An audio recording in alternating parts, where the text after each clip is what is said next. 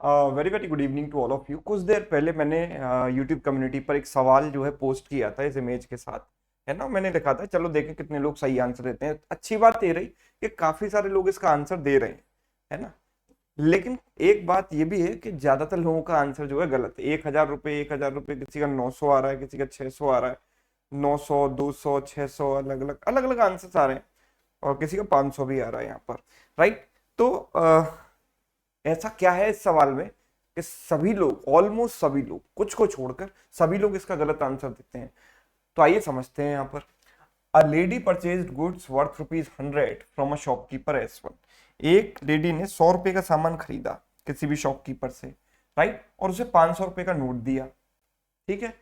अब शॉपकीपर के पास चेंज नहीं था, तो उसने क्या किया, उसके पास 500 के नोट थे लेकिन चेंज नहीं था, उसे 400 रुपए लौटाने थे। वो दूसरे वाले शॉपकीपर के पास जाता है, S2 के पास, 500 रुपए का नोट उसको देता है और रिटर्न में 100 के 5 नोट ले लेता है, चेंज ले लेता है उससे, जिसमें कि 400 रुपए उसे लेडी को रिटर्न करने हैं, वो कर दिए, और 100 रुपए अपने पास रख लिए।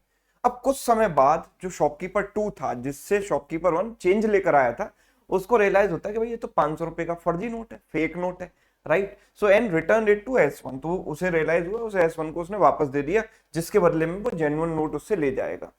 तो यहां पर हमसे पूछा है कि इस पूरे ट्रांजैक्शन में जो शॉपकीपर 1 था, जिससे लेडीज सामान खरीद कर ले गई थी, उसको कितने का लॉस हुआ, है ना। तो कुछ लोग ये सोच रहे हैं कि सर 100 रुपए का तो सामान गया, 400 रुपए जो रिटर्न उसने किए वो गए, और 500 रुपए बाद में शॉपकीपर को भी देने पड़ेंगे, है ना। आप ऐसे सोच रहे हो ना कि 100 रुपए का तो सामान गया इसके पास से, 400 रुपए जो उसने चेंज दिए वो, है ना, और फिर 500 रुपए जो शॉपकीपर जब बाद में रियलाइज होगा S2 को, जब वो वापस लेने आएगा, फेक नोट उसको दे जाएगा, उसकी तो कीमत कुछ है नहीं, 500 रुपए इसको देने पड़ेंगे, तो 1,000 रुपए हो गया इसका आंसर, है ना। But this is most common incorrect answer. ये गलत क्यों है, देखो समझो। इस सवाल को करने के दो तरीके हैं। एक तो देखो, फिजिक्स का रूल है, energy can not be created, है ना, nor it can not be destroyed, है ना। It can not be created not destroyed, ये रूल है, राइट। इसका मतलब जो पैसा आया, किसी को अगर प्रॉफिट हो रहा है तो दूसरे को लॉस होना चाहिए। तो अगर मैं इस लेडी की बात करूं तो लेडी को कितने का प्रॉफिट हो गया, एक तो 100 रुपए का सामान ले गई, है ना। एक है लेडी, एक है शॉपकीपर 1 और एक है शॉपकीपर 2। अगर मैं शॉपकीपर 2 की बात करूंगा तो इसको तो नो प्रॉफिट नो लॉस हुआ। क्यों? क्योंकि इसने एक 500 का जो नोट दिया था, वो जब उसे रियलाइज हुआ कि भैया ये तो फर्जी है, तो शॉपकीपर 1 से वापस ले गया, तो इसको ना तो कोई फायदा हुआ ना कोई नुकसान हुआ। तो हम कह सकते हैं कि लेडी को 100 रुपए का सामान मिल गया और 400 रुपए जो चेंज मिले थे ये, तो 500 रुपए का इसको फायदा हो गया।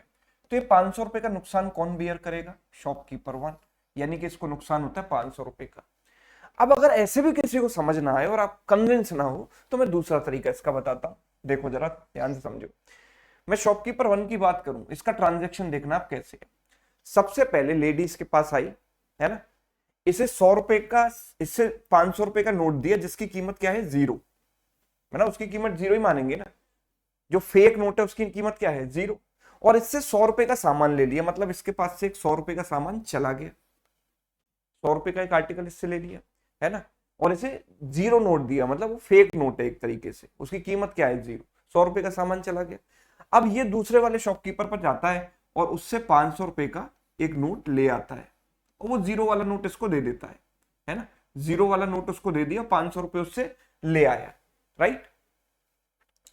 और अब होता क्या है कि अब 400 रुपए इसको दे देगा, है ना। हम कह सकते हैं कि 500 रुपए उससे लेकर आया, उसमें से 400 रुपए लेडी को दे दिए और 100 रुपए अपने पास रख लिए।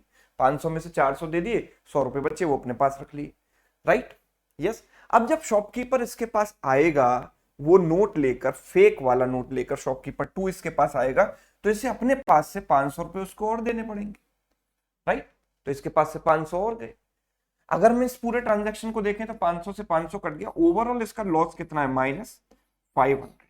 तो ओवरऑल ट्रांजैक्शन में अगर हम देखें, उसका अकाउंट स्टेटमेंट अगर आप देखोगे तो -500, यानी 500 रुपए का इसको ओवरऑल लॉस हुआ है। तो ये है इसको करने का तरीका और ये है इसके पीछे का लॉजिक। उम्मीद करता हूं सभी को क्लियर हो चुका होगा।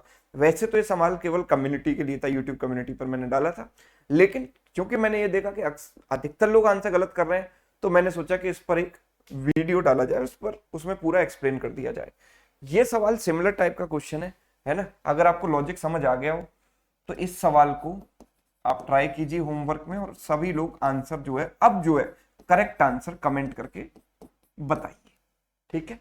और अगर वीडियो आपको अच्छा लगा है तो दोस्तों के साथ भी शेयर करें, देखें आपके कितने फ्रेंड इसको करेक्टली सही कर पाते हैं, सॉल्व कर पाते हैं, है ना। और अगर आप चैनल पर नए हैं तो चैनल को सब्सक्राइब कर लो। Thank you so much.